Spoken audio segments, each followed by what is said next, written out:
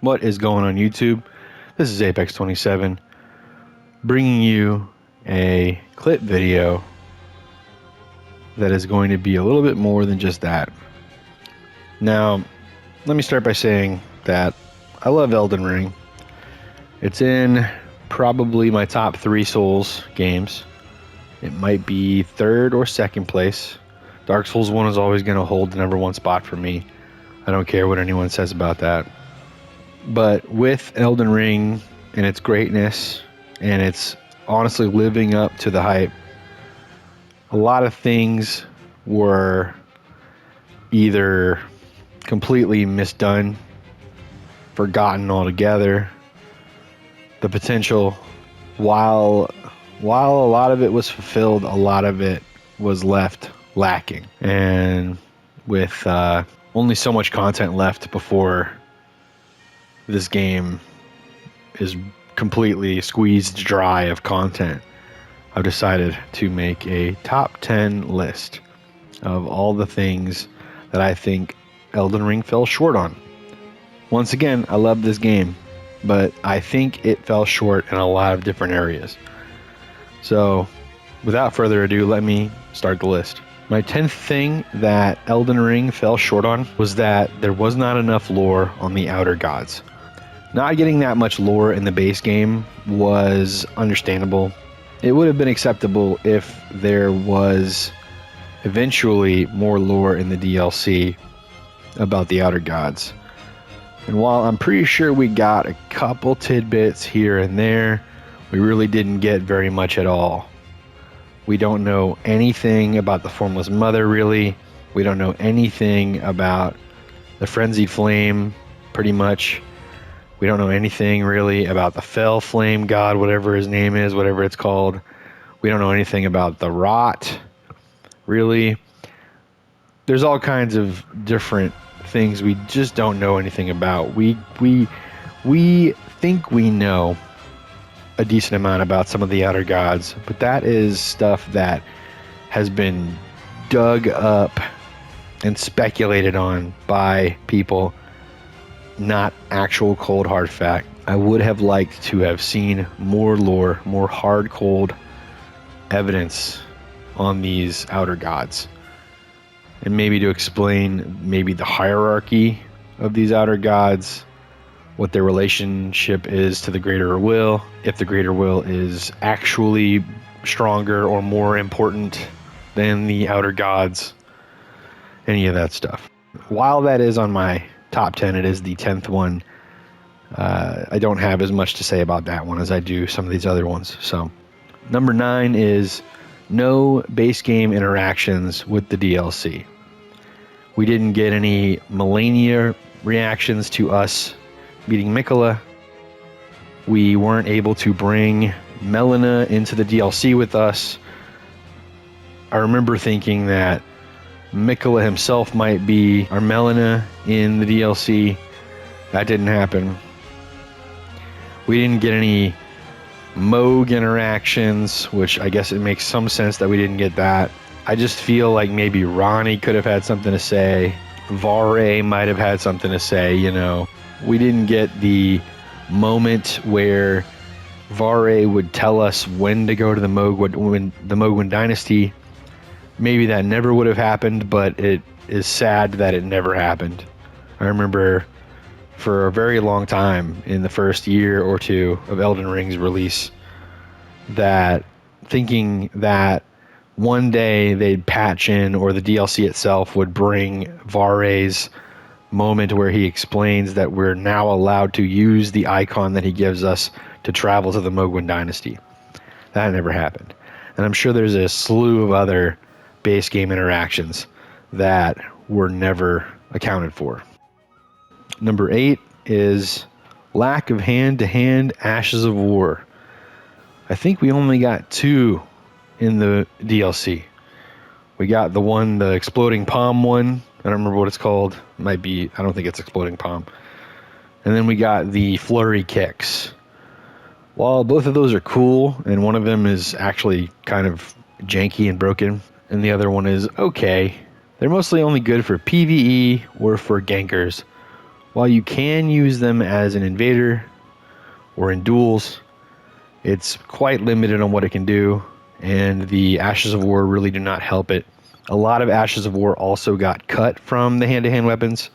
I would have loved to have a couple of different Ashes of War for the hand-to-hand weapons that are not allowed to be on the hand-to-hand weapons. It would have made things much more interesting for the hand-to-hand weapons. Sadly, we have almost no versatility with the hand-to-hand weapon type. Number 7 is no staff weapon types. I made a video over a year ago talking about what I hope to see in the DLC, and one of the main things that I talked about was staff type weapons. We could literally just have had reskinned twin blades with bludgeoning sound effects and bludgeoning damage that were staffs.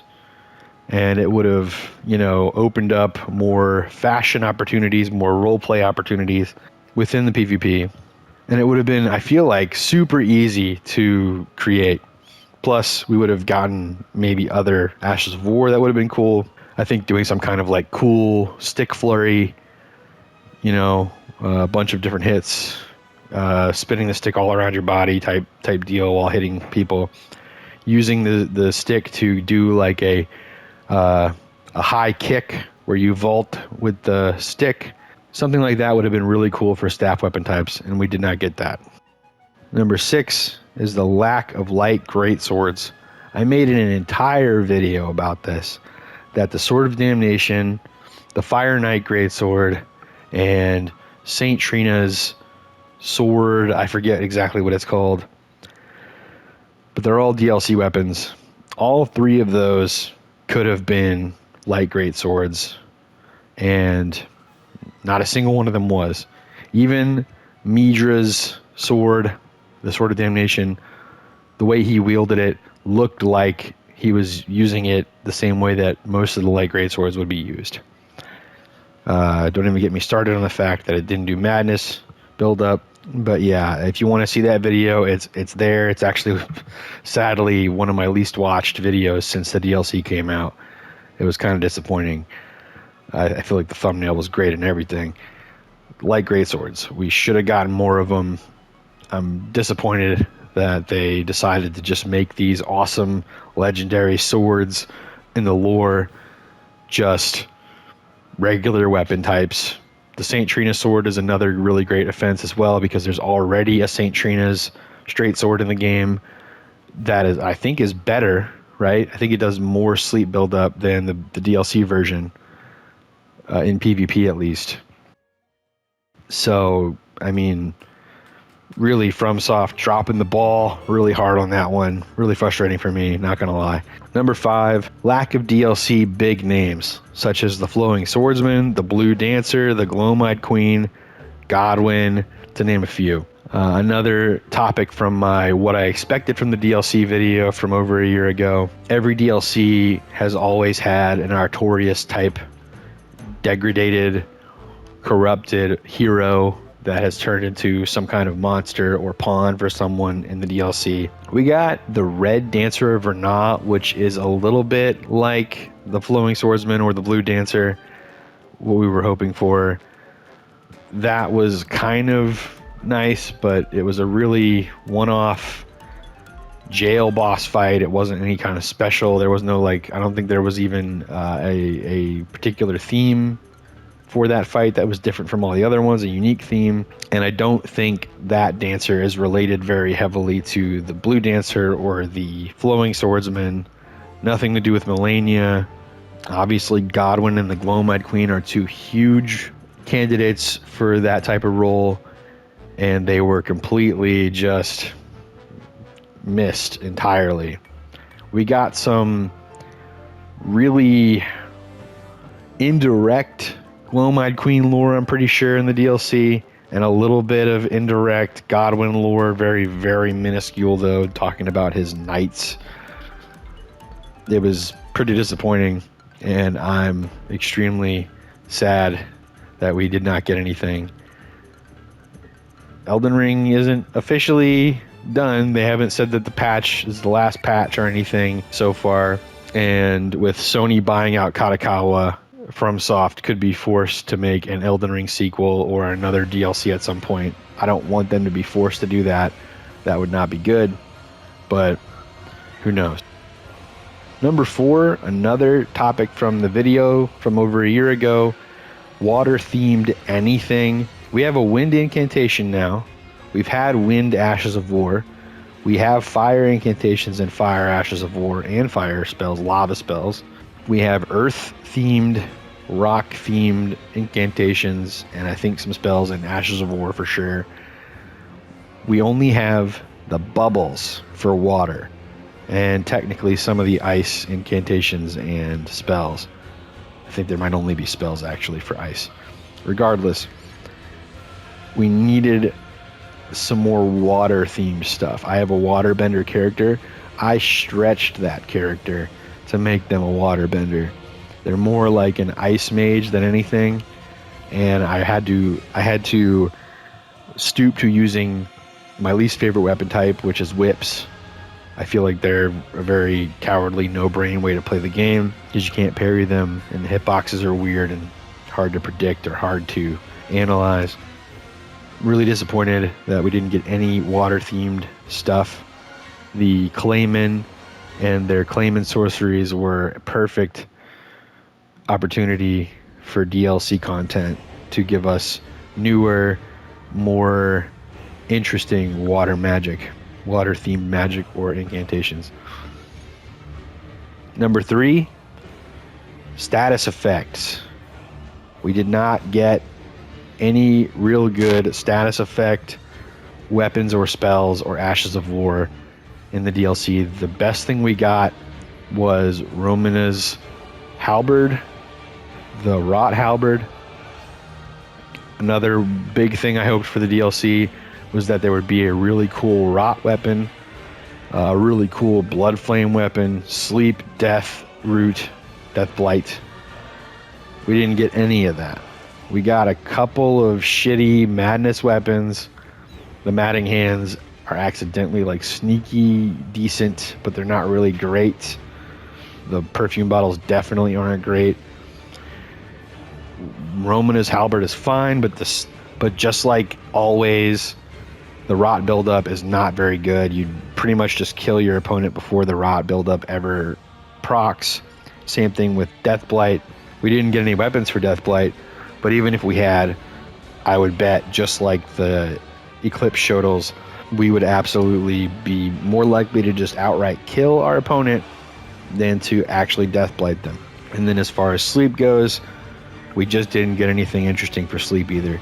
At this point, shit, I would have actually been kind of okay with like Sleep Dragon Breath or Death Blight Dragon Breath. Those were memed upon. I remember Ouroboros made a joke that we're going to get Death Blight Dragon Breath or Sleep Dragon Breath, and that would be ridiculous. And while it would have been, at least we would have had something to make our Sleep and Death Blight themed builds better. Blood Flame spells besides Ansbach's Furious Blade, we got nothing. And even Ansbach's Furious Blade is only okay, it's not great. Really would have loved to have gotten some good meta spells or incantations for these different status effects. Really, really unfortunate that we did not get those.